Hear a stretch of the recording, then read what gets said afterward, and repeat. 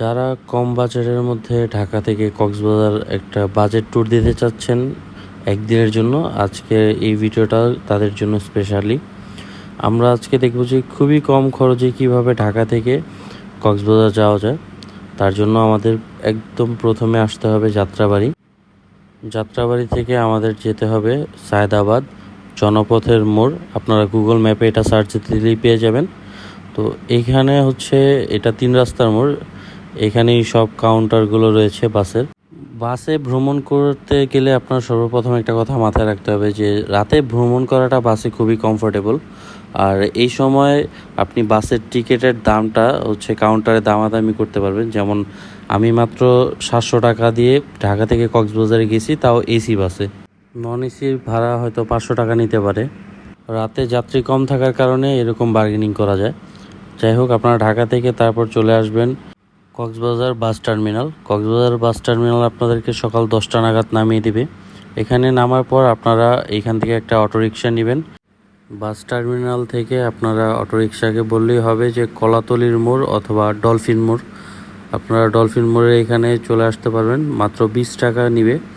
হয়তো যদি 2 জন আসেন বা একজন আসলে জনপ্রতি লোকাল ভাড়া হচ্ছে 10 টাকা করে বাস টার্মিনাল থেকে কলাতলির মোড় পর্যন্ত।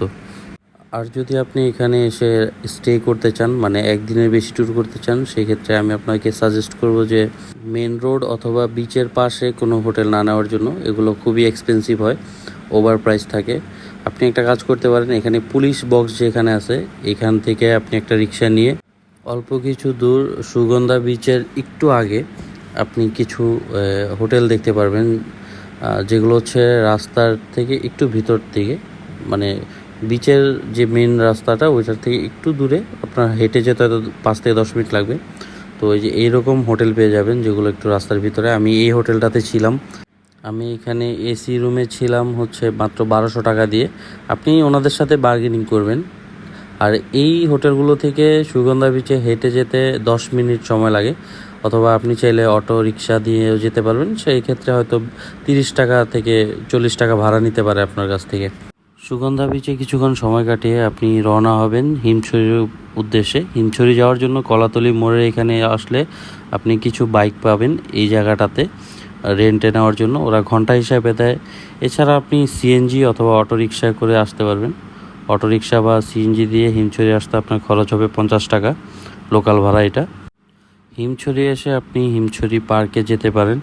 এখানে হিল ভিউ পাবেন এবং এর মধ্যে একটা আর্টিফিশিয়াল ঝর্ণাও রয়েছে, সেটা আপনি চাইলে উপভোগ করতে পারবেন।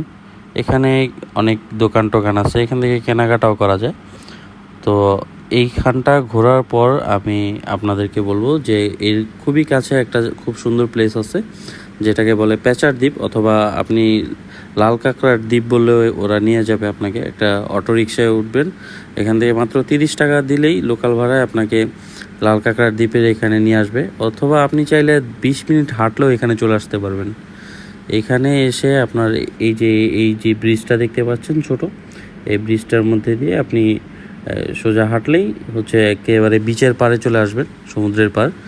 এই জায়গাটা আমি যখন গিয়েছিলাম তখন মানুষজন একেবারেই ছিল না। তো এত সুন্দর একটা জায়গা, আপনি না গেলে বুঝতেই পারবেন না। খুবই সুন্দর একটা প্লেস। কক্সবাজারের অন্য সব জায়গা থেকে সবচেয়ে শান্ত এবং নিরিবিলি লাগছে আমার কাছে এই জায়গাটা। এরপর যদি আপনি বাইক নিয়ে এসে থাকেন তাহলে আমি বলবো যে আপনি মেরিন ড্রাইভের রাস্তাটা ড্রাইভ করে একেবারে টেকনাফ পর্যন্ত ঘুরে আসতে পারেন। এছাড়া বিভিন্ন এরিয়া আছে আশেপাশে ঘুরতে পারবেন। আর যদি আপনি অটো বা সিএনজিতে আসেন তাহলে এতটুকুই ঘুরতে পারবেন, কারণ তারপর আর টাইম পাবেন না হাতে। তো তারপর সেম ওয়েতে আপনি কলাতলি যাবেন এবং ওইখান থেকে ঢাকায় ব্যাক করতে পারবেন সেম সিস্টেমে। আর যদি আপনি একটা দিন সময় বাড়াতে পারেন তাহলে আরও কিছু সুন্দর সুন্দর জায়গা আপনি ঘুরে দেখতে পারবেন, যেগুলো খুবই সুন্দর। এই পুরো ট্যুরের খরচটা আমি আপনাদেরকে দেখিয়ে দিচ্ছি এখানে। এটা হচ্ছে এই পুরো ট্যুরে আমার খরচ হয়েছে। তো আমি এরকম লোকাল ট্যুর করতে থাকি, আমি আপনাদের সাথে এইগুলো শেয়ার করব ইনশাআল্লাহ আগামীতে আরও বিভিন্ন জায়গার। তো আশা করি আপনাদের ভিডিওটা ভালো লাগছে। যদি ভালো লেগে থাকে তাহলে অবশ্যই একটা লাইক, কমেন্ট এবং সাবস্ক্রাইব করে যাবেন।